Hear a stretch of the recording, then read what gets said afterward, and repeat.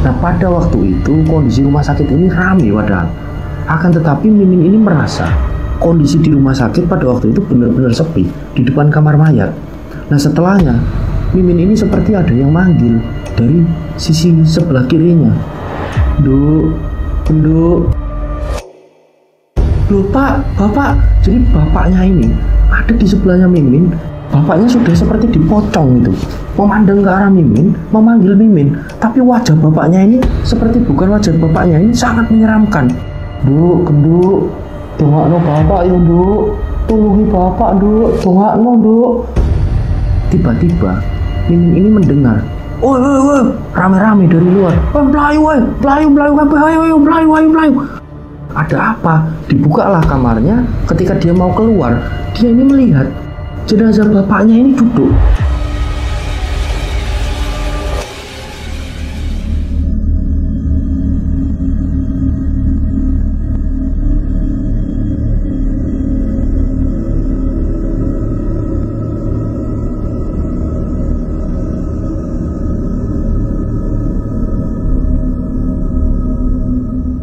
Ana kidung rumaksa ing wengi teguh hayu luputa ing lara. Jadi satu cerita ini dibagikan oleh rencang kita bernama Mimin. Jadi sebelum kami tuturkan lebih jauh apa yang sudah Mimin ini alami, sedikit kami ulas mengenai latar belakang dari keluarga Mimin. Jadi semenjak kecil Mimin ini tinggal dengan satu keluarganya, di mana mereka ini tinggal di satu wilayah yang ada di sekitaran Yogyakarta. Nah, dalam keluarga Mimin ada bapaknya yang bernama Pak Masudi, biasa dipanggil dengan panggilan Pak Hudi. Lalu ada ibunya yang bernama Bu Azizah, dan ada kakak dari Mimin, mas dari Mimin ini yang bernama Inu. Nah, Mimin dan Inu ini rentang umurnya 3 tahun, Inu ini lebih tua di atasnya. Jadi yang Mimin ingat betul, semenjak mereka ini kecil, Mimin dan Inu ini benar-benar dididik dengan sangat baik dan dengan dasar-dasar agama yang sangat kuat. Mimin ini ingat betul, bapaknya ini adalah orang yang paling keras dan tegas dalam hal agama. Jadi bapaknya ini selalu menekankan untuk tidak pernah meninggalkan sholat 5 waktu. Lalu ketika Mimin ini beranjak dewasa, balik, Mimin ini pun disuruh langsung memakai jilbab oleh Pak Hudi. Jadi Mimin ini ingat betul kebaikan-kebaikan dan nasihat-nasihat dari bapaknya. Bahkan tidak hanya Mimin, Inu pun selalu diwejangi oleh bapaknya untuk selalu menjadi orang yang kuat, orang yang benar-benar berjalan dengan lurus, karena dia adalah seorang kakak yang harus menjadi panutan bagi adiknya. Nah, Pak Hudi ini adalah seorang pegawai negeri sipil awalnya, sampai pada akhirnya entah karena sebab apa beliau ini mengundurkan diri, jadi seperti pensiun dini, dan memutuskan untuk mengurus toko yang ada di rumahnya. Jadi Pak Hudi ini membuka sebuah toko sembako yang cukup dikenal lengkap dan murah di kampungnya, dan itu sangat ramai dan dibantu oleh ibu dari Mimin yang bernama Bu Azizah. Nah, Bu Azizah ini berlaku sebagai ibu rumah tangga yang membantu pada akhirnya toko tersebut yang dibuka oleh Pak Hudi. Jadi toko ini dibuka sebelum Pak Hudi ini memutuskan untuk pensiun dini. Nah, selain dikenal awalnya sebagai pegawai negeri, Pak Hudi juga dikenal sebagai tokoh yang soleh dan alim ulama yang ada di kampungnya. Jadi Pak Hudi ini sering mengisi khutbah pengajian, khutbah Jumat, bahkan beliau berlaku sebagai mutim. Jadi ketika ada orang yang meninggal di kampung mereka, di desa mereka, Pak Hudi ini sebagai yang mimpin membaca doa-doa tahlil. Nah, pada waktu itu berjalannya waktu, ketika Mimin ini duduk di kelas 2 SMP, ada satu peristiwa di mana ibunya ini masuk ke rumah sakit. Jadi memang ibu dari Mimin, Bu Azizah, ini punya satu riwayat penyakit, yaitu diabetes. Jadi ketika Mimin ini duduk di kelas 2 SMP dan Inu ini SMA, penyakit tersebut sudah semakin bisa dikatakan memburuk, Karena ada satu kondisi di mana luka di kaki kanan dari Bu Aziza ini sudah menimbulkan bau yang tidak sedap, dan bisa dikatakan pula itu sudah menjadi mohon maaf, borok. Nah, pada waktu itu Pak Hudi ini benar-benar wajahnya ini menunjukkan wajah yang tertekan dan benar-benar stres. Mimin menuturkan hal tersebut kepada kami, dan Mimin ini ingat betul pada masa-masa itu. Nah, hampir 3 hari sekali sebelum Bu Aziza ini masuk ke rumah sakit, Pak Hudi ini selalu mengantar Bu Aziza ke rumah sakit untuk check up. Jadi bolak-balik sampai pada akhirnya masuk ke rumah sakit. Dan ketika masuk ke rumah sakit itu tidak berlangsung lama. Jadi selama 5 hari dirawat di rumah sakit, Bu Aziza akhirnya meninggal dunia. Jadi pada waktu itu Mimin ini ingat betul, bapaknya ini benar-benar stres luar biasa dan seperti orang yang merasa tertekan dan sangat kehilangan. Sampai pada akhirnya ibu dari Mimin ini pun dimakamkan, dan toko yang awalnya berjalan dengan cukup baik dikelola oleh bapak dan ibunya, setelah ibunya ini meninggal, toko ini seperti tidak terurus. Karena pada waktu itu Pak Hudi ini menyuruh Mimin untuk tidak ikut-ikutan dalam dunia bekerja, dalam artian menjaga toko. Udah, kamu tidak usah ikut-ikut, kamu ini sekolah aja sama masmu, tidak usah mikirin untuk cari uang, apalagi ini mikirin toko. Udah, biar semuanya tak tanggung bapak. Nah, Mimin dan Inu itu nurut pada waktu itu bisanya. Nah, ada satu hal yang membuat Mimin ini tersadar. Jadi semenjak ibu dari Mimin, almarhumah Bu Aziza ini meninggal dunia, ada satu perubahan yang cukup signifikan yang Mimin ini rasakan dari sosok bapaknya, Pak Hudi. Jadi yang awalnya Pak Hudi ini seorang yang alim ulama, seorang yang soleh, bahkan Pak Hudi ini tidak pernah meninggalkan sholat 5 waktu. Kalau waktunya sholat, beliau pasti menuju ke masjid. Nah, semenjak ibu dari Mimin ini meninggal, Pak Hudi ini seperti mulai ogah-ogahan untuk sholat. Jadi seperti entah pada waktu itu Mimin awalnya belum begitu tersadar, akan tetapi sudah merasakan ada perubahan yang cukup signifikan dari sosok bapaknya. Nah, berjalannya waktu, Mimin ini pun duduk di bangku SMA.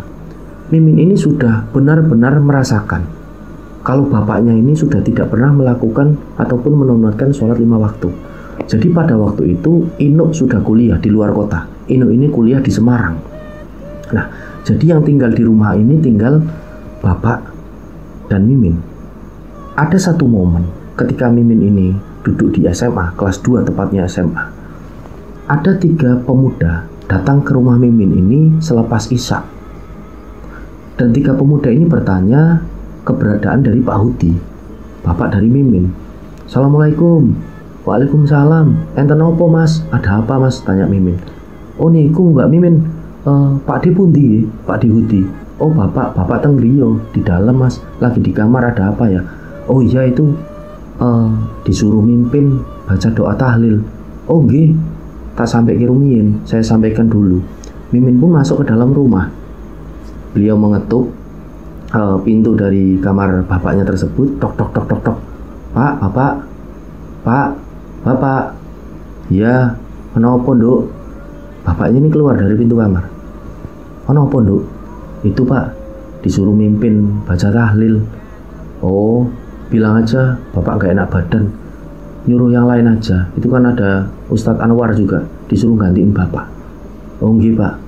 Jadi ada satu Ustadz pula yang biasa menggantikan Pak Hudi ini kalau tidak bisa memimpin baca doa tahlil sebelum-sebelumnya ataupun mengisi khutbah, namanya Ustadz Anwar. Nah, disampaikanlah hal tersebut kepada 3 pemuda tadi, dan 3 pemuda tadi pun meninggalkan rumah Mimin. Jadi pada waktu itu Mimin ini sudah merasa benar-benar curiga dengan bapaknya. Jadi bapak ini kenapa ya tidak pernah melaksanakan sholat 5 waktu lagi, kalau disuruh mimpin doa ya sudah tidak mau. Sampai pada akhirnya hal tersebut ini berlangsung sampai Mimin ini duduk di dunia perkuliahan. Mimin ini sudah kuliah. Mimin kuliah di Jogja. Nah, pada waktu itu Inu ini sudah masa-masa skripsi di Semarang. Inu ini sudah mau lulus gitu. Nah, pada waktu itu ketika Mimin ini pulang, dari kampus karena ada tugas dan dia harus menyelesaikan ini sampai malam. Mimin ini baru pulang malam hari pada sekitaran jam 9 malam. Nah, ketika Mimin ini pulang, Mimin ini melihat kok ada 3 motor di depan rumahnya, tumben-tumbenan. Biasanya jarang sekali ada tamu yang bertamu malam hari di rumahnya Mimin. Itu dari dulu, jarang sekali. Itu satu momen yang langka menurut Mimin. Nah, akhirnya Mimin ini pun bertanya-tanya di hatinya. Mimin ini masuk ke dalam rumah. Diketuklah pintu rumah, Assalamualaikum. Tidak ada jawaban sama sekali. Mimin ini masuk ke dalam rumah. Dia pun memanggil bapaknya. Bapak, Pak, Bapak. Tapi tidak ada jawaban sama sekali. Mimin pun masuk ke dalam kamarnya, menaruh tas, dan Mimin ini langsung menuju ke kamar mandi yang ada di belakang untuk bersih-bersih. Nah, Mimin ini jalan ke belakang, menuju ke kamar mandi. Ketika Mimin ini selesai bersih-bersih, Mimin ini seperti mendengar ada orang-orang ini yang sedang ngobrol dari arah belakang rumahnya. Karena di situ ada satu ventilasi di kamar mandi yang menuju ke halaman belakang rumah. Jadi Mimin ini sayup-sayup mendengar. Siapa ya? Sampai akhirnya Mimin ini menyelesaikan bersih-bersihnya. Mimin ini keluar dari kamar mandi. Dibukalah pintu belakang rumahnya tersebut dan dilihat ternyata bapaknya ini ada di situ bersama beberapa orang temannya. Nah, memang di belakang rumah Mimin ini ada seperti kebun dan ada pula sungai kecil yang mengalir di belakang rumah Mimin. Nah, Mimin ini bertanya dengan bapaknya, Pak lagi apa Pak? Kok di belakang? Oh, Duk, wis mulai Duk, udah pulang Duk. Udah Pak, Bapak lagi apa di belakang?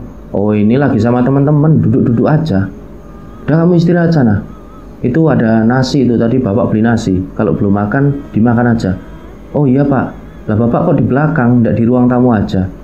Iya, ini ruangannya terbuka, enak sambil ngerokok. Oh ya sudah kalau gitu.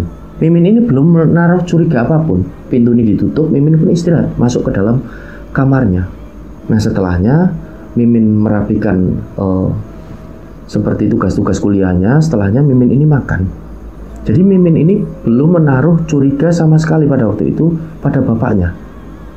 Nah, akan tetapi Mimin ini sudah tahu kalau bapaknya ini benar-benar sudah tidak pernah melaksanakan sholat, bahkan sudah tidak pernah menjadi mutim, tidak pernah ini mengisi khutbah dan lain sebagainya. Jadi benar-benar sudah tidak pernah melaksanakan sholat 5 waktu.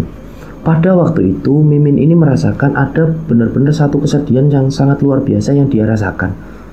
Nah, akhirnya diberani-beranikanlah Mimin ini pada suatu malam bertanya kepada bapaknya.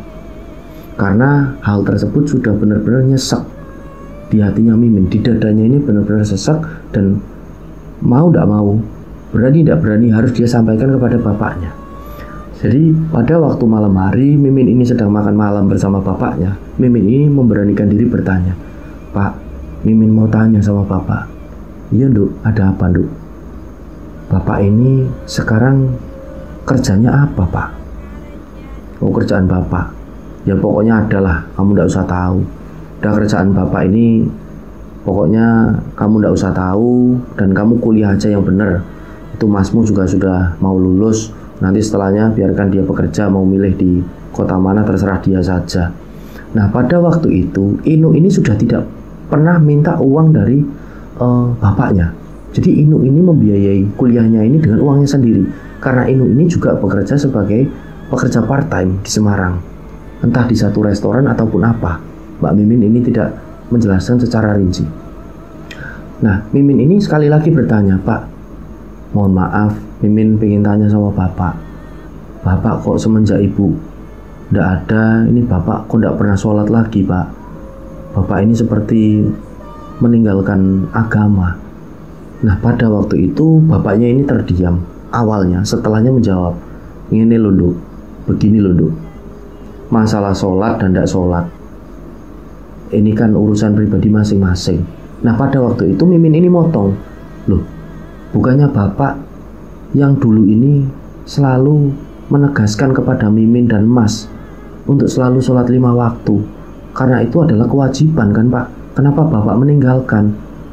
Iya, itu kembali lagi ke pribadi masing-masing. Dulu kan kalian masih kecil, Sekarang kalian sudah dewasa, sudah besar-besar. Kalau menurut Genduk, apa yang Bapak lakukan ini keliru, salah, ya sudah, jangan ditiru. Selesai kan masalahnya. Karena kalian udah besar. Nah, pada waktu itu Mimin ini cuma akhirnya diem saja. Mimin ini benar-benar merasakan satu kesedihan yang sangat luar biasa dari sosok bapaknya ini, yang benar-benar sudah berubah. Nah, hari-hari berjalan, Mimin ini terus melanjutkan kuliah. Dan ada satu momen Mimin ini kangen sekali, rindu sekali dengan sosok masnya Inu, karena tidak pernah pulang sama sekali. Ditelepon pada waktu itu oleh Mimin. Di telepon ini Inu menjawab, pokoknya Mas ini udah tidak mau pulang ke rumah. Mas ini sudah mau kerja sekalian aja lah di Semarang ini, Dek. Karena rumah itu udah tidak benar menurut Mas.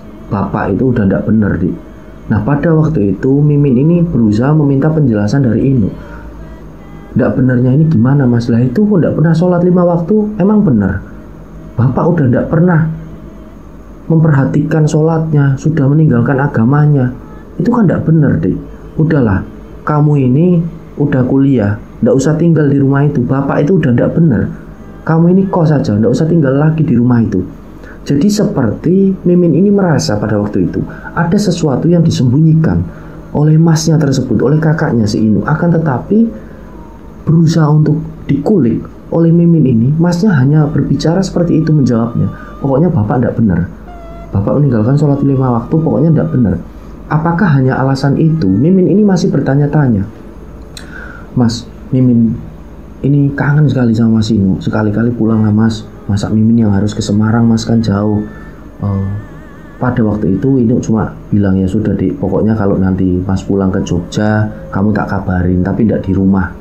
Jadi selalu hal-hal seperti itu yang Inu ini sampaikan. Kalau mau pulang ke Jogja, ketemunya nanti di luar. Itu berjalannya waktu terus-terusan. Sampai pada suatu hari Mimin ini libur kuliah. Dia berada di rumahnya. Pada waktu itu bapaknya dan satu temannya ini ke rumah dengan membawa satu kambing, di mana kambing ini berwarna sangat hitam legam, dan kambing ini benar-benar kekar. Ada tanduknya ini yang benar-benar panjang dan seperti melingkar. Itu ditaruh di depan rumahnya Mimin, ditali di satu pohon. Nah, pada waktu itu Mimin ini cuma diem aja. Dia tidak bertanya apa-apa awalnya kepada bapaknya. Dia hanya bertanya-tanya kepada dirinya sendiri. Ini mau ada apa ya? Karena momennya juga tidak Idul Adha. Apa bapak ini mau kurban tapi tidak Idul Adha? Atau mau ada acara apa tapi kok tidak ada acara apa-apa? Itu cuma di batin aja. Sampai satu hari berikutnya Mimin ini berangkat kuliah, dan Mimin ini pulang memang agak malam lagi, karena benar-benar tugasnya ini menumpuk dan harus dia kerjakan di kampus bersama teman-temannya. Ketika Mimin ini pulang, Mimin ini sudah tidak melihat keberadaan dari kambing tadi yang hitam legam. Nah, Mimin ini masuk ke dalam rumah seperti biasa. Dia mengucapkan salam, tapi tidak ada jawaban sama sekali. Hanya terlihat ada beberapa motor lagi di situ. Nah, Mimin ini masuk ke dalam rumah. Mimin ini bersih-bersih seperti biasa, dan Mimin mendengar lagi. Jadi pada waktu itu cukup berisik dari belakang halaman rumahnya. Nah, setelah membersihkan diri, Mimin ini pun membuka pintu belakang rumahnya. Dia melihat di situ bapak dan beberapa temannya ini seperti sedang mencincang-cincang sesuatu. Nah, Mimin ini tanya, Pak, Bapak lagi ngapain? Oh, ini habis nyembelih kambing ini loh, yang kemarin di depan. Loh Pak, lah untuk apa Pak? Mau ada acara apa? Ya enggak ada acara apa-apa, ini cuma buat makan-makan aja bareng-bareng sama teman-teman Bapak. Udah, kamu istirahat aja, masuk. Jadi pada waktu itu Mimin ini melihat bapaknya ini sedang mencincang-cincang daging. Kulit dari kambing juga masih dibersih-bersihkan oleh beberapa orang temannya. Nah, pada waktu itu Mimin pun belum menaruh curiga apapun terhadap bapaknya. Sampai akhirnya Mimin pun masuk ke dalam rumah, dan Mimin ini pun istirahat. Nah, singkat cerita, berjalannya waktu. Pada waktu Mimin ini pulang dari kampus, Mimin seperti biasa pulangnya ini agak malam pada waktu itu. Mimin ini bersih-bersih dan masuk ke dalam kamarnya. dia ini menuju untuk istirahat lah. Dia ingin tidur karena besok dia harus kuliah lagi dan berangkatnya harus benar-benar pagi karena harus ada tugas yang dia serahkan kepada dosen, dan dosennya ini mau pergi keluar kota. Jadi sebelum dosen ini menuju keluar kota, Mimin harus bisa menemukan dosennya di kampus. Nah, pada waktu itu Mimin ini masuk ke dalam kamar. Nah, Mimin ini tidur, dan dalam tidurnya Mimin ini sempat bermimpi. Jadi Mimin ini bermimpi seperti melihat satu kuali yang benar-benar sangat besar, dan ada satu sosok yang seperti menjaga kuali tersebut dengan membawa godam. Godam ini seperti palu yang sangat besar. Dan setelah Mimin ini amati, ternyata kuali ini berisi air yang sangat mendidih. Jadi seperti pluk pluk pluk pluk pluk pluk pluk. Nah, setelah Mimin ini amati, Mimin ini mendengar seperti ada teriakan yang dia kenali betul. Itu teriakan dari bapaknya. Tolong, tolong, tolonglah. Mimin ini pun mencoba mencari asal sumber suara tersebut, dan ternyata memang betul dari dalam kuali besar itu. Nah, setelah diamati oleh Mimin, tiba-tiba bapaknya ini muncul dari dalam kuali tersebut dengan rambut ini yang sudah melepuh semuanya, wajahnya sudah melepuh, dan minta tolong sama Mimin. Min, tolong bapak, Min, tolong bapak. Nah, pada waktu itu Mimin ini mau berlari menolong bapaknya. Tiba-tiba Mimin ini terpleset jatuh, dan pada waktu itu Mimin ini terbangun dari mimpinya. Astagfirullahaladzim, aku ternyata mimpi. Dilihatnya jam, ini udah jam 1 dini hari. Sampai akhirnya Mimin ini mengambil air wudhu, dan Mimin ini mau melaksanakan sholat malam. Karena sudah terlanjur bangun juga, ngapain, mendingan sholat batin Mimin. Nah, Mimin ini wudhu. Jadi setelah Mimin ini wudhu, Mimin ini balik menuju ke kamarnya.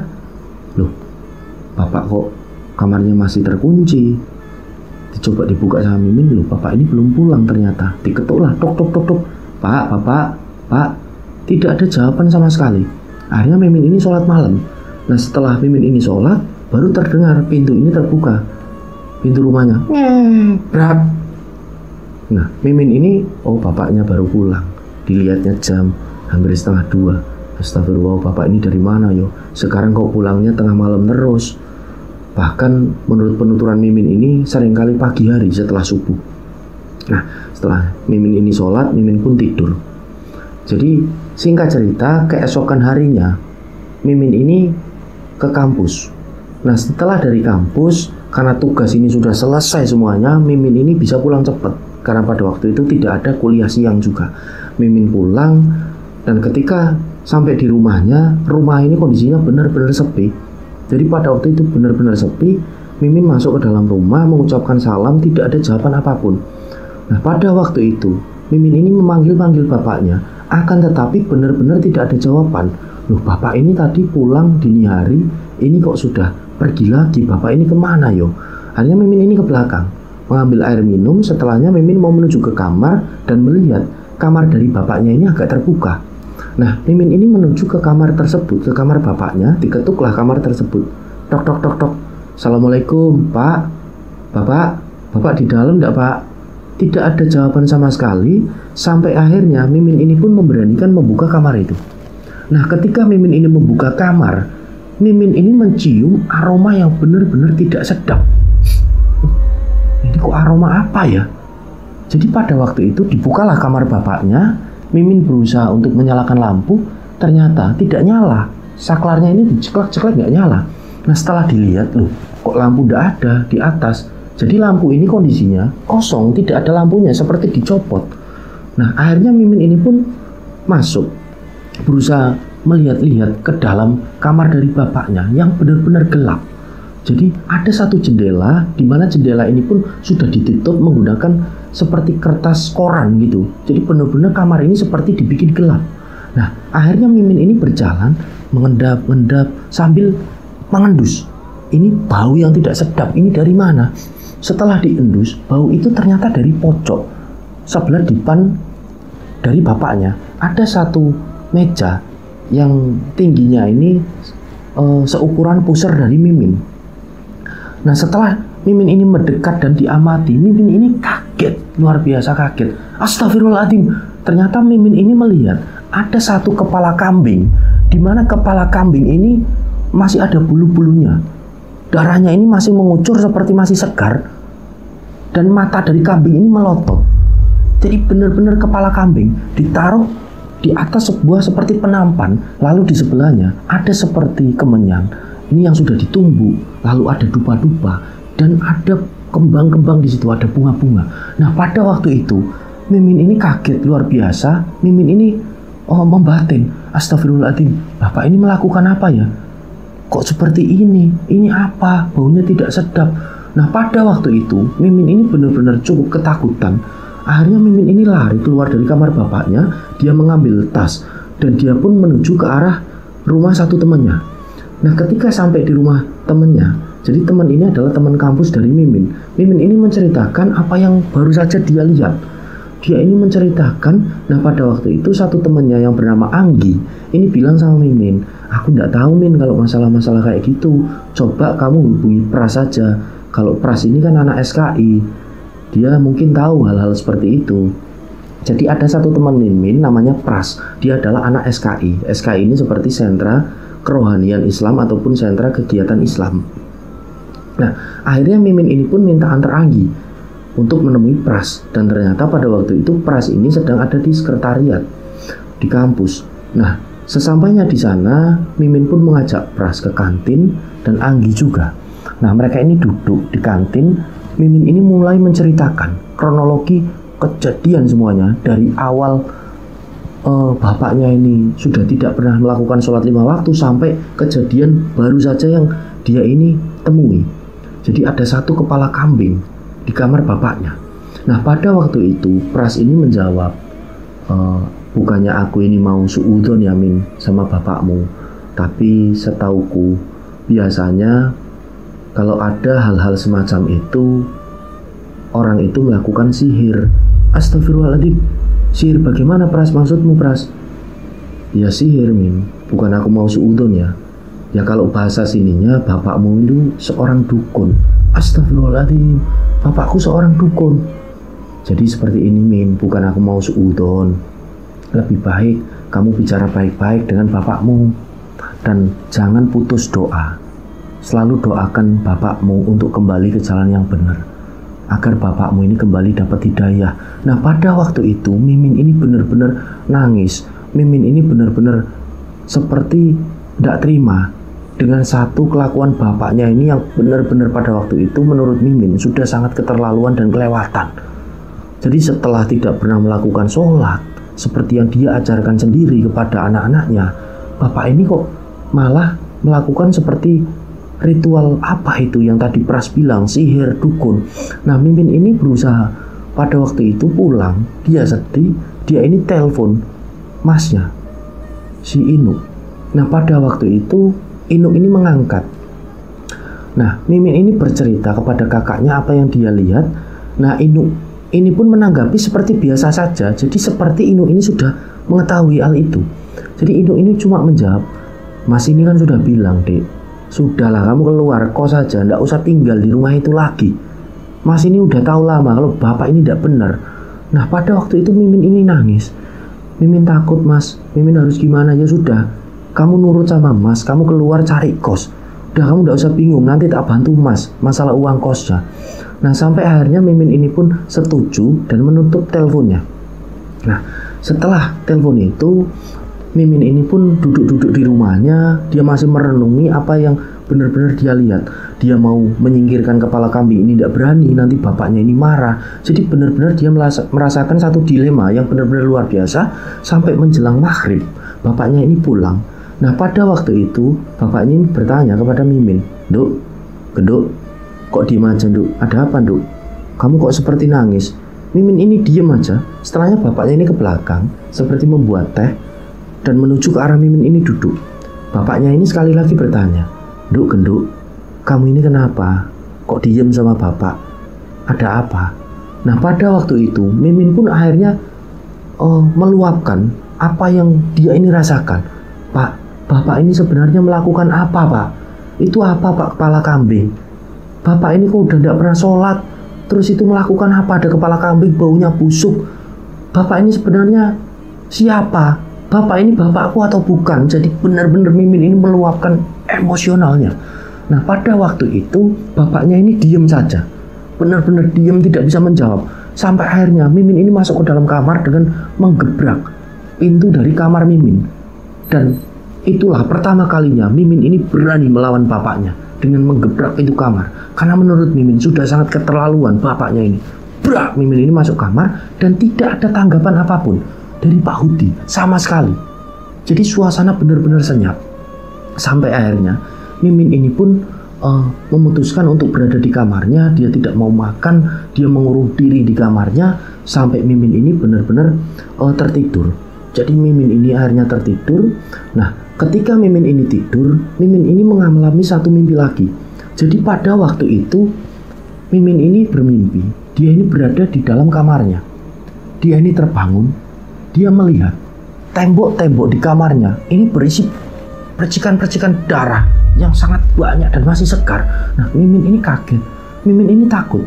Dia ini mau keluar kamar dalam mimpinya. Dia ini tiba-tiba seperti mau tergelincir gitu loh.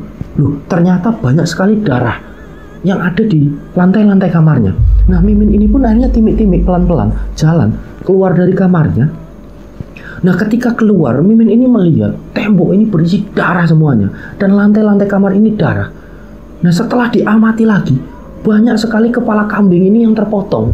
Dan kambing ini kambing-kambing hitam banyak sekali di dalam rumah Mimin. Nah, pada waktu itu dalam mimpinya Mimin ini sangat ketakutan. Dia ini lari, langsung lari keluar dari rumahnya.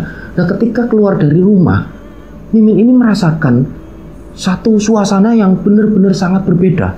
Jadi desa tempat Mimin ini tinggal lingkungannya sangat senyap, sepi sekali dan benar-benar gelap. Tidak ada satu orang pun. Pada waktu itu Mimin ini melihat ada seperti asap awalnya dari jarak yang agak jauh. Nah, setelah diamati oleh Mimin, asap ini berubah menjadi satu sosok yang sangat besar dan hitam. Ini menuju ke arahnya Mimin. Nah, semakin dekat, Mimin ini sangat ketakutan sampai Mimin ini terjungkal. Mimin ini jatuh dan menutup wajahnya.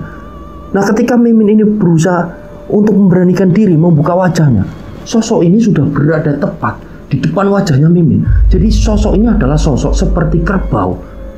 Ini benar-benar hitam besar di depan wajahnya Mimin ini.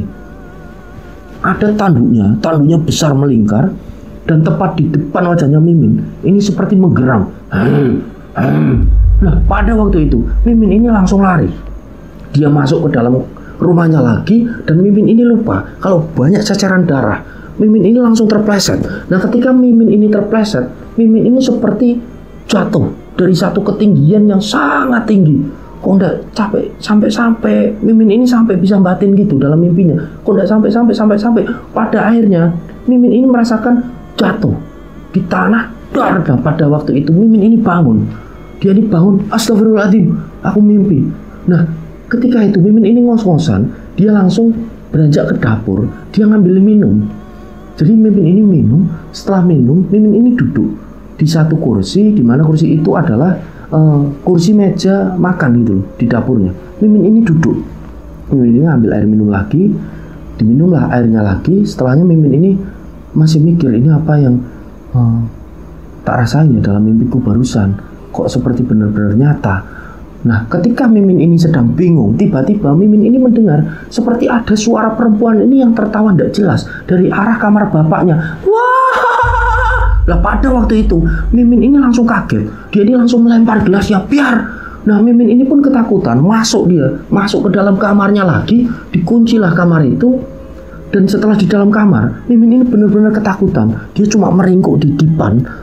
Nah, pada waktu itu Mimin ini berusaha untuk menutup telinganya, akan tetapi suara ini masih terus terdengar. Suara perempuan yang tertawa dari arah kamar bapaknya. Dan ini seperti tidak jelas. Wah! Terus-terusan seperti itu. Mimin ini sangat ketakutan. Nah, akhirnya dia ini telepon kakaknya Inu itu. Dia telepon, "Mas, diceritakanlah." Nah, pada waktu itu, udah, kamu harus keluar dari rumah itu. Kalau bisa sekarang juga nginep di rumah temanmu atau siapa, terserah kamu. Kamu mau nginep di rumah temanmu, mau di mana, pokoknya besok Mas ke Jogja. Tak cariin kos, Mas. Udah, kamu keluar dari rumah itu. Itu rumah udah rumah setan, udah tidak benar bapak itu. Nah, akhirnya Mimin ini pun hanya bisa menangis dan nurut. Iya mas. Nah, ketika Mimin ini udah siap-siap ngambil baju, dia mau keluar dari kamarnya, Mimin ini kaget. Karena pada waktu itu sebelum Mimin ini membuka pintu kamarnya lagi, kok ada suara seperti orang yang ngobrol ini banyak, beberapa orang gitu di ruang tamu. Seperti ada yang ketawa-ketawa. Jadi suara ini adalah suara laki-laki. Seperti ada suara bapaknya juga. Dan itu ketawa di ruang tamu, jelas-jelas ketawa. Wah, ada yang ketawa-ketawa banyak sekali orang-orang. Lah Mimin ini pun mengurungkan niatnya. Udahlah nanti aja, kalau udah pada bubar aku mau keluar. Karena Mimin ini mau keluar secara diam-diam, biar bapaknya ini tidak tahu. Karena dia ini benar-benar takut pada malam itu. Nah Mimin ini kembali berada di dalam kamarnya. Dan suara orang-orang ngobrol ini masih terus terdengar. Jadi Mimin ini benar-benar bingung. Dia ini mau keluar, tapi kok seperti banyak orang di ruang tamu. Sampai pada akhirnya Mimin ini pun nekat. Ini kalau lama-lama di sini aku bisa stres. Akhirnya Mimin ini pun memberanikan diri, membuka pintu kamarnya. Dibukalah pintu kamarnya, ceklek. Suara-suara itu masih terdengar di ruang tamu, tapi tidak ada siapapun. Nah pada waktu itu Mimin ini benar-benar kaget. Loh, ada suara orang, tapi tidak ada orangnya. Setelahnya Mimin ini tambah kaget. Jadi ada satu kursi ini tiba-tiba bergerak sendiri, seperti dibelokkan gitu. Ada sesuatu yang membelokkan. Trek. Nah Mimin ini kaget, astagfirullahaladzim. Nah tanpa pikir panjang, pada saat itu juga Mimin langsung berlari menuju ke arah depan pintu rumahnya. Dia buka, dia lari ke rumah satu temannya yang bernama Anggi. Nah pada waktu itu tengah malam Anggi ini benar-benar bingung. Ditanya, kamu ini ada apa Min? Udah Anggi, pokoknya aku mau nginep sini aja. Besok aku mau cari kos. Udah nanti tak ceritain semuanya lagi. Besok Mas Inu juga mau pulang, mau nyariin aku kos. Oh ya sudah kalau gitu kamu nginep sini. Udah gak apa-apa, nginep-nginep yang tenang kamu. Nah setelahnya si Mimin ini pun nginep di rumahnya Anggi. Keesokan harinya Mimin ini menemui masnya Inu yang sudah ada di Jogja dari Semarang, ditemani Anggi. Pada waktu itu dicarikanlah kos oleh si Inu ini. Nah setelah dapat kos, Mimin ini mulai tinggal di kos itu. Jadi ketika Mimin ini berada di kos, tinggal di kos, ini tidak pernah ada kejadian apapun. Dan anehnya, bapak dari Mimin, Pak Hudi, Pak Mas Hudi ini tidak seperti mencari Mimin. Jadi benar-benar tidak pernah telepon, tidak pernah apapun. Jadi benar-benar seperti sudah lost contact. Dan itu berjalan selama hampir 2 bulan. Nah 2 bulan berlalu, Mimin pun tidak pernah pulang ke rumahnya sama sekali. Dia tidak berusaha untuk mengontak bapaknya karena dia benar-benar kecewa dan takut. Nah pada waktu itu setelah Mimin ini kuliah, Mimin ini lagi ada di kantin dengan si Anggi. Tiba-tiba ada satu telepon masuk. Dan itu nomor dari bapaknya. Pada waktu itu mau tak angkat apa enggak ya? Akhirnya Anggi ini bilang di situ, Damin diangkat aja, wong itu ya tetap bapakmu kok. Anggi akhirnya diangkatlah telepon itu. Ketika diangkat ternyata itu bukan suara dari bapaknya Mimin. Halo Mbak Mimin ya? Iya betul. Loh ini siapa? Bapak di mana? Loh ini suaranya siapa? Kok bukan bapak? Bapak di mana? Oh iya Mbak Mimin, ini saya temannya bapak. Telepon pakai nomornya bapak, pakai handphonenya bapak. Ini bapak di rumah sakit, bapak kena serangan jantung. Pada waktu itu Mimin ini kaget, astagfirullahaladzim, bapak kena serangan jantung, bapak di rumah sakit mana? Akhirnya diberitahukanlah oleh teman dari bapaknya ini kalau bapaknya ada di satu rumah sakit. Nah pada waktu itu Mimin ini nangis. Anggi ini menenangkan Mimin. Mimin ini langsung telepon Inu, kakaknya. Mas, pulang mas, bapak di rumah sakit mas, bapak kena serangan jantung. Oh iya dek, lah di mana? Di satu rumah sakit ini loh. Oh iya ya, mas pulang. Ya sudah dek, kamu ke rumah sakit dulu, jenguk bapak. Mas pulang, tapi kemungkinan tidak bisa hari ini, mungkin besok lah, nanti tak kabarin lagi. Oh iya mas, ya mas. Nah akhirnya Mimin ini pun diantar oleh Anggi menuju ke satu rumah sakit untuk jenguk bapaknya. Nah sesampainya di sana, Mimin ini ditanya oleh dokter yang ada di sana. Mohon maaf, mbak ini siapanya ya? Oh saya anaknya dok. Dok bagaimana dok keadaan bapak saya dok? Oh jadi seperti ini mbak. Jadi Mimin ini pun diajak bicara oleh dokter tersebut. Jadi kondisi dari Pak Hudi ini sudah semakin lemah dan menurun mbak. Mbaknya yang sabar, kami sudah berusaha semaksimal mungkin. Pokoknya dituntun ya mbak, ditalkin bapak. Iya pak dokter, terima kasih. Jadi pada waktu itu Mimin ini udah lemes, Mimin ini udah benar-benar sedih dia. Ya Allah bapakku sudah lemah, belum bertobat bapakku sudah lemah gitu loh. batin Mimin pada waktu itu. Nah, akhirnya ditenangkan oleh Anggi. Nah, Mimin ini pun menuju ke arah bapaknya. Bapaknya ini terlihat sudah diselang-selang semua, dan bapaknya ini benar-benar seperti ngorok gitu loh. Ketika ditanya oleh Mimin ini tidak bisa jawab apapun. Pak, ini Mimin, Pak. Bapak gimana, Pak? Udah, Pak, tidak usah khawatir. Mimin udah ada di sini. Mas juga besok pulang, Pak. Bapaknya ini cuma tergeletak aja, jadi tidak bisa ngapa-ngapain, cuma ngorok aja. Nah, pada waktu itu Mimin pun berusaha untuk nuntun, ditalkin bapaknya. Pak, nyebut ya Pak, nyebut Pak. La ilaha illallah, la ilaha illallah. Nyebut Pak. Akan tetapi Pak Hudi ini benar-benar hanya bisa ngorok, udah tidak bisa mengucapkan kalimat tersebut. Jadi benar-benar sudah lemah. Dan singkat cerita, 3 jam kemudian Pak Hudi ini pun akhirnya mengembuskan nafas terakhirnya. Pak Hudi meninggal dunia. Jadi pada waktu itu Mimin ini benar-benar histeris. Dia menangis dengan sangat histeris. Dia merasa kehilangan bapaknya. Dia merasa bersalah. Aku kok tidak menemani bapak yo di akhir-akhir hidupnya. Bapak ini kok belum sempat bertobat yo. Ya Allah, diampunilah dosa-dosanya. Mimin ini benar-benar nangis. Dia ini kecewa, benar-benar kecewa dengan keadaan yang dihadapi. Nah, pada waktu itu Inung ini belum pulang, karena hari itu juga bapaknya ini meninggal dunia. Di situ hanya ada Anggi, ditenangkan oleh sahabatnya. Nah, sampai pada akhirnya bapak dari Mimin, Pak Uti ini pun dibawa ke kamar mayat untuk dibersihkan. Nah, pada waktu itu Anggi ini pamit pulang terlebih dahulu sama si Mimin. Min, aku tak pulang dulu, aku tak ambil baju ganti buat kamu juga. Pokoknya nanti aku kesini lagi, karena ini kan ada prosedur di mana jenazah harus didiamkan dulu selama 3 jam di kamar mayat. Karena memang ada prosedur seperti itu. Awalnya Mimin ini tidak tahu, karena dokter ini menyampaikan kepada Anggi, sahabatnya, karena Mimin ini histeris, ada prosedur jenazah ini didiamkan 3 jam. Barangkali ada satu kondisi di mana jenazah ini mengalami mati suri. Jadi ternyata ada prosedur seperti itu di rumah sakit. Nah, Mimin ini baru tahu setelah diberitahu oleh si Anggi, yang dia dapat infonya dari dokter tersebut. Maka dari itu Anggi ini mau pulang, mau ambil baju ganti dulu, dan dia juga mau ambil perlengkapan untuk setelahnya dia mau nginep di rumahnya Mimin. Karena ada satu kondisi benar-benar ini dalam masa duka Mimin ini. Nah, Mimin ini pun mengizinkan si Anggi. Mimin ini duduk di depan kamar mayat. Jadi benar-benar pada waktu itu Mimin ini bingung, dia bersedih, nangis sesenggukan. Dia ini mengabari masnya, si Inu. Nah, pada waktu itu Inu ini menenangkan adiknya. Udah Dek, tenang, pokoknya kamu di situ aja nungguin jenazah bapak. Ini Mas langsung pulang hari ini juga. Nah, Mimin ini agak tenang setelah Inu ini menjawab seperti itu. Jadi pada waktu itu Mimin ini duduk di depan kamar mayat. Jadi kondisinya Mimin ini sedih, nangis sesenggukan, dan dia ini pikirannya udah tidak karuan, seperti pikiran yang kosong. Nah, pada waktu itu kondisi rumah sakit ini ramai padahal. Akan tetapi Mimin ini merasa kondisi di rumah sakit pada waktu itu benar-benar sepi di depan kamar mayat. Nah, setelahnya Mimin ini seperti ada yang manggil dari sisi sebelah kirinya. Duk, genduk. Nah, Mimin ini pun menoleh. Nah, Mimin ini kaget. Astagfirullahaladzim. Loh Pak, Bapak. Jadi bapaknya ini ada di sebelahnya Mimin, sedang duduk. Ini bapaknya sudah seperti dipocong gitu, memandang ke arah Mimin, memanggil Mimin. Tapi wajah bapaknya ini seperti bukan wajah bapaknya, ini sangat menyeramkan. Manggil Mimin ini. Duk, genduk. Dongakno bapak ya, Duk. Tulungi bapak, Duk. Dongakno, Duk.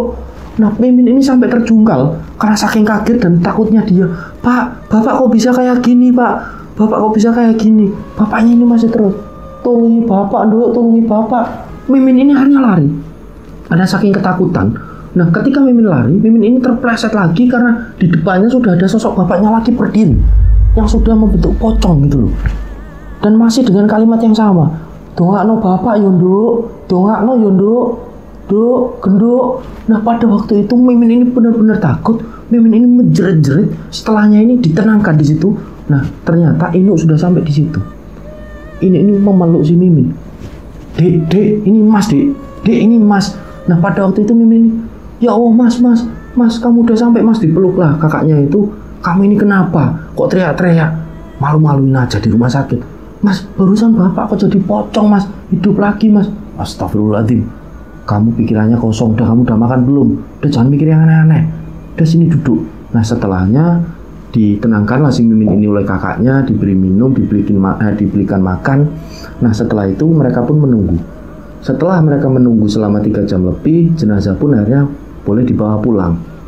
Nah jenazah ini dibawa pulang dengan ambulan, dan di rumahnya ini ternyata sudah dipersiapkan semuanya. Jadi Inu ini menelpon pakde-pakdenya, bule-bulenya, semuanya tetangga yang ada di sekitaran Jogja ini, di rumah mereka, di kampung mereka untuk mempersiapkan.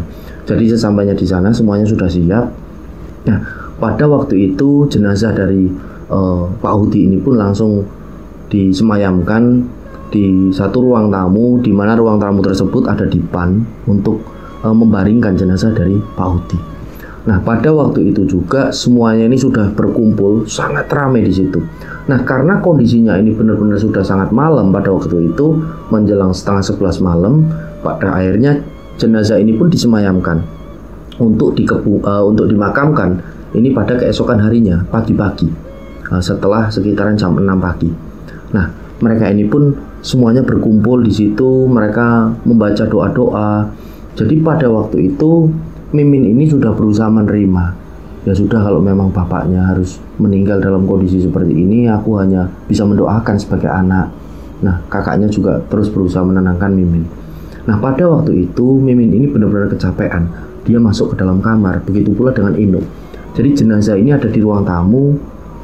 Yang ngaji ini banyak sekali di situ karena memang benar-benar Pak Hudi ini pada dasarnya adalah orang yang sangat baik di desa mereka. Jadi yang layat, yang takjiah ini banyak sekali mendoakannya. Jadi seperti begadang di rumahnya, berdoa di situ banyak sekali. Nah, pada waktu itu Mimin ini kan sedang berada di dalam kamarnya. Tiba-tiba Mimin ini mendengar, woi, rame-rame dari luar. Melayu. Nah, Mimin ini pun bingung pada waktu itu loh. Ada apa? Dibukalah kamarnya. Ketika dia mau keluar, dia ini melihat jenazah bapaknya ini duduk, yang sudah dipocong ini duduk. Jenazah bapaknya seperti garuk-garuk kepala, seperti orang yang bingung. Nah, pada waktu itu Mimin ini nutup kamarnya lagi, karena dia ketakutan. Astagfirullah, apa yang tak lihat? Nah, setelah agak lama Mimin ini bingung di dalam kamar, dan suasana ini benar-benar riuh di luar.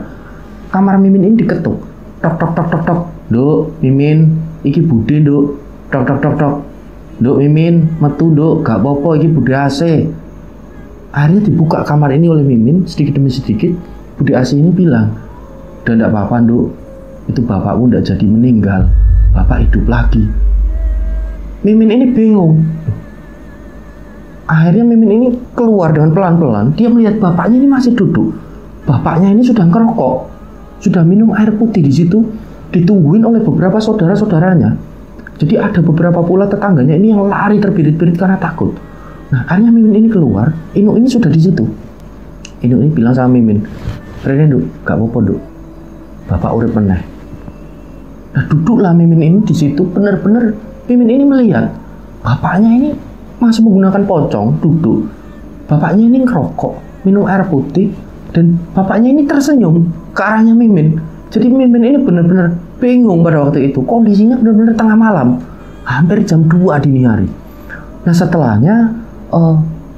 setelah suasana agak tenang, udah tidak riuh lagi, pada akhirnya tetangga-tetangga ini pada balik ke situ loh.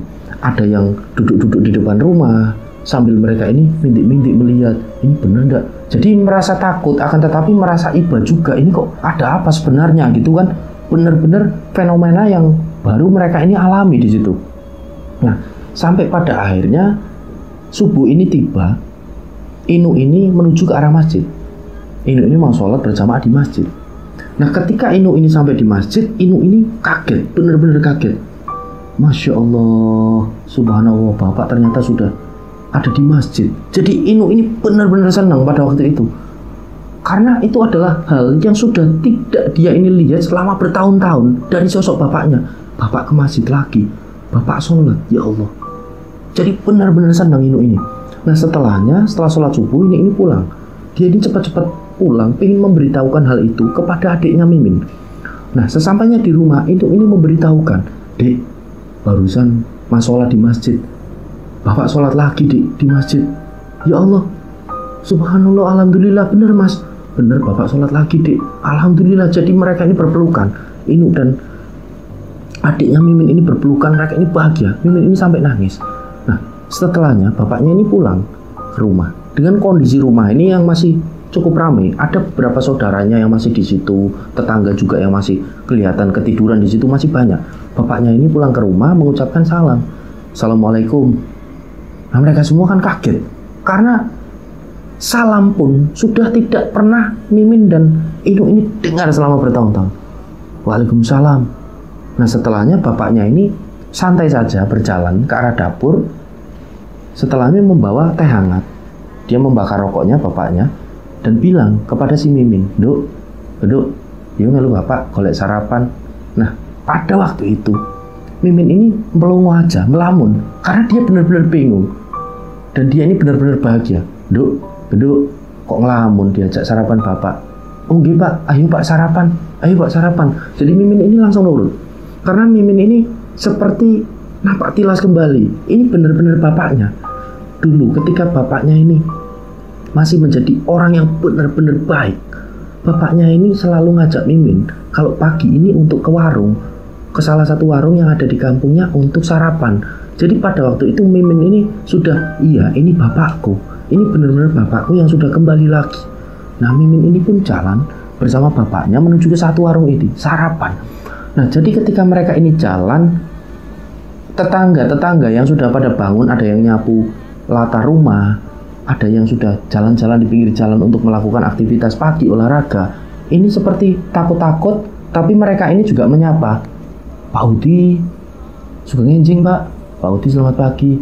Oh nggih, monggo sarapan. Oh iya ya pak, monggo. Jadi mereka ini benar-benar bingung. Ini Pak Udi kok hidup lagi gitu loh. Nah akhirnya sampai di warung mereka sarapan. Setelah sarapan mereka pun pulang. Nah setelahnya hari ke hari Mimin ini sudah benar-benar merasakan bapaknya ini sudah kembali seperti sedia kala. Jadi bapaknya ini benar-benar sudah sholat lagi. Bapaknya ini sudah mulai mengisi khutbah Jumat lagi. Bapaknya ini benar-benar kembali. Nah pada waktu itu Inu pun tetap memutuskan untuk bekerja di Semarang karena dia sudah diterima dengan baik di satu perusahaan di Semarang. Dia pun bolak-balik Jogja Semarang. Yang pada waktu itu si Mimin ini pun tinggal dengan bapaknya, di mana benar-benar sudah tidak pernah ada lagi orang-orang yang teman-teman bapaknya yang dengan tampang yang sangar-sangar ini datang lagi. Udah tidak pernah. Jadi bapaknya benar-benar kembali lagi seperti dulu dan toko ini pun kembali dibuka. Jadi benar-benar bapaknya ini kembalilah, bapak dari Mimin. Mimin ini bahagia sekali. Nah, pada suatu hari setelah sholat Jumat, bapaknya ini pun ditawari oleh Mimin, bapak pingin kopi atau pingin apa ketika di rumahnya? Ya pingin kopi ya induk, dibikinin kopi ya. Iya dibikinin kopi pak. Dibikinin kopi hitam, nggak begitu manis, kesukaan dari bapak Mimin. Setelahnya Mimin ini diajak duduk oleh bapaknya di ruang tamu. Duk, Rene duk, wis suwi gak ngobrol dengan bapak ya duk. Iya pak, Mimin yuk kangen. Dah sini duduk. Mimin ini tanya, Pak, tadi ngisi khutbah Jumat, ngisinya apa pak? Alhamdulillah ngisinya pengalaman bapak duk. Pengalaman yang apa pak? Ya pengalaman ketika bapak kemarin seperti itu. Diceritakanlah di situ kepada si Mimin. Jadi ketika mengisi khutbah sholat Jumat, bapaknya ini menceritakan. Jadi ketika ibu dari Mimin, Bu Azizah ini meninggal dunia, Pak Hudi ini mengalami satu kondisi di mana dia tidak percaya lagi kepada Tuhannya. Dia kecewa kepada Tuhannya. Dia tidak percaya terhadap agamanya. Jadi benar-benar pada waktu itu Pak Hudi ini meninggalkan. Dan dia memutuskan untuk meninggalkan agamanya, untuk meninggalkan sholat. Nah, pada waktu itu Pak Hudi ini akhirnya sering berkumpul dengan satu rombongan teman-temannya, di mana mereka ini suka dengan hal-hal yang berbau klinik. Sampai pada akhirnya Pak Hudi ini pun mulai melakukan hal-hal klinik seperti itu, hingga pada titik puncaknya ini pemujaan terhadap selain Allah. Pak Hudi ini memuja setan, mengikuti teman-temannya ini. karena kondisinya benar-benar pada waktu itu tertekan dan dia benar-benar kecewa dengan agamanya. Nah, pada waktu itu Pak Hudi ini kenapa mengalami serangan jantung? Pak Hudi ini awalnya berjudi. Jadi selama Pak Hudi ini seperti memuja setan, Pak Hudi juga dia sering berjalan-jalan gitu ke tempat-tempat hiburan malam dan lain sebagainya. Dia pun mulai berjudi pada waktu itu. Nah, ketika berjudi, Pak Hudi ini diberi seperti kemenangan terus-menerus. Jadi Pak Hudi ini sering menang. Sampai pada akhirnya sebelum Pak Hudi ini kena serangan jantung dan beliau ini dinyatakan sempat meninggal mati suri, Pak Hudi ini menang ini banyak sekali. Sampai entah kenapa Pak Hudi ini, ya sudahlah, ini tak taruhin aja, tak gamblingin aja semua. Kalau mau menang ya menang sekalian, kalah sekalian. Entah kenapa pada waktu itu akhirnya dipertaruhkan semua yang sudah dia dapat, dan ternyata dia ini kalah. Dia kalah dan dia ini pada waktu itu kaget, shock, mendapatkan serangan jantung. Karena kemenangannya ini berpuluh-puluh juta gitu. Dia kena serangan jantung, masuk rumah sakit dan mengalami mati suri tadi. Nah, jadi ketika mati suri, Pak Hudi ini benar-benar mengalami satu kondisi di mana beliau ini awalnya berada di seperti gurun. Ini yang sangat tandus. Gurun ini sangat tandus, kering, tanahnya ini kering kerontang, tidak ada tanaman ini yang tumbuh. Jadi sinar matahari pun menyengat dengan sangat panas. Tidak ada genangan air apapun, tidak ada tanaman, hewan ataupun yang hidup. Pak Hudi ini bingung, dia sangat kehausan. Dia berusaha mencari ini di mana. Aku nyari ya, aku ingin nyari air. Kok tidak ada air? Sampai Pak Hudi ini mendengar seperti ada suara aliran sungai. Ada aliran sungai. Pak Hudi ini berusaha mencari, akan tetapi benar-benar tidak ada pada waktu itu. Nah, akhirnya Pak Hudi ini tiba di satu titik di mana dia melihat ada sebuah gua yang sangat gelap, tapi kecil gua itu. Nah, Pak Hudi menuju arah situ, dia ini merangkak. Masuk ke gua ini sampai merangkak, gua ini gelap awalnya. Sampai Pak Hudi ini masuk ke dalam gua, ternyata suara aliran sungai ini dari dalam gua tersebut. Nah, setelahnya Pak Hudi ini berdiri di dalam gua. Nah, ketika Pak Hudi ini berdiri, ada satu sinar yang menyala. Sinar ini merah kekuningan. Ternyata itu ada satu sosok. Akan tetapi tidak jelas sosok ini seperti bayangan dan jelas membawa seperti cambuk. Nah, tiba-tiba Pak Hudi ini dicambuk. Jadi benar-benar Pak Hudi ini dicambuk. Dar. Pak Hudi ini kesakitan. Ampun. Dicambuk tanpa sosok ini bicara apapun. Dicambuk terus sampai darah ini menciprati mengenai dari pencambuk tersebut. Sosoknya yang seperti bayangan, akan tapi darah ini terus muncrat itu. Dicambuk terus sampai Pak Hudi ini benar-benar tidak bisa ngapa-ngapain dan sosok ini menghilang. Nah, Pak Hudi ini bingung mau kemana Pak Hudi ini. Pak Hudi ini merangkak dan setelahnya suara aliran sungai ini semakin dekat.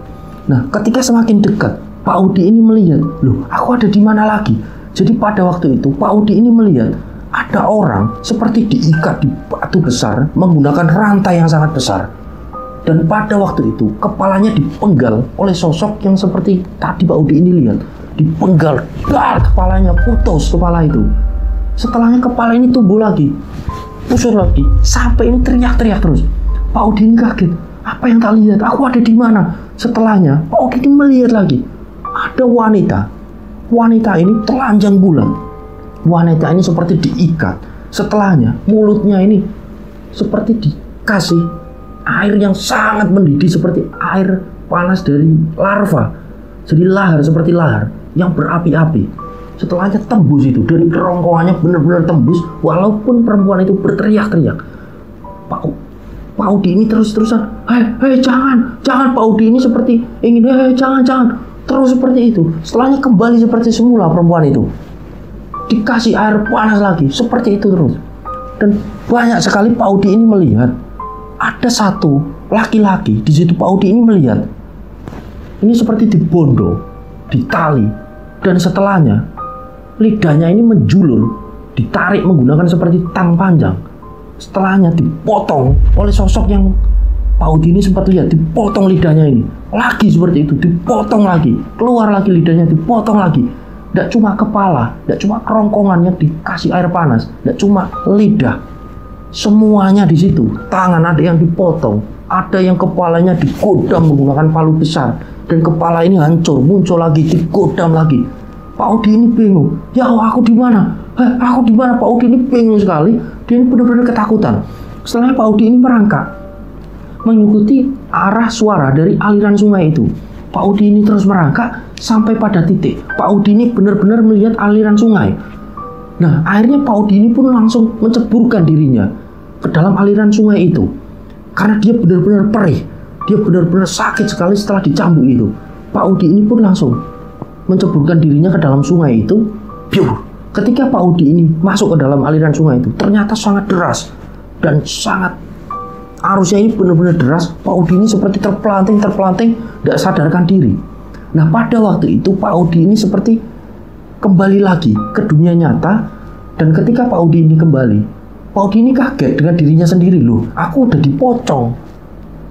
Jadi pada waktu itu Pak Udi ini mengalami satu kejadian yang dinamakan peristiwa ini mati suri, Yotamio.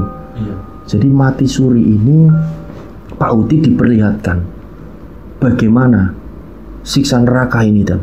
Jadi benar-benar siksa neraka ini Pak Udi melihat. Sampai pada akhirnya setelah Pak Udi ini tersadar lagi dalam bentuk pocong tadi, dan setelahnya Pak Udi ini benar-benar bertobat. Dia meninggalkan apa yang sudah sempat dia lakukan, seperti memuja setan, melakukan hal-hal klinik. Dia berjudi, dia sempat sering ke tempat hiburan malam. Jadi benar-benar semuanya tinggalkan. Dia ini benar-benar bertobat dan hidup seperti sedia kala lagi. Nah, hal itulah yang beliau ini ceritakan kepada satu anaknya, Mimin. Nah, Mimin itu di situ mendengarkan dengan seksama, dan Mimin ini benar-benar menangis. Jadi Mimin ini memeluk bapaknya. Pak, jangan gitu lagi yo, Pak. Mimin senang Bapak udah kembali, Pak. Ya Allah, Pak. Mimin ini benar-benar senang, Pak. Mimin senang, dipeluklah bapaknya itu. Bapaknya juga menangis, yo Nduk. Bapak njaluk ngapura yo Nduk. Bek masmu juga, Bapak njaluk ngapura. Masmu ben ae wis kerja ning Semarang. Kala-kala yo mulih ning Jogja. Wis kowe kerja ning kene ae Nduk, golek bojo ning Jogja ae. Nungguni bapak dhewean. Nggih, Pak, nggih. Nah, singkat cerita, keesokan harinya ketika Mimin ini berangkat kuliah, dia ini ketemu lagi dengan satu temannya yang dari SKI yang namanya Pras. Nah, Pras ini tanya, Min, gimana keadaan bapakmu? Bapakku alhamdulillah udah kembali seperti sedia kala, Pras. Ini juga berkat kamu kok, Pras. Kamu ya selalu mengingatkan aku untuk tidak putus doa. Ya sama-sama, Min. Aku penasaran, Min.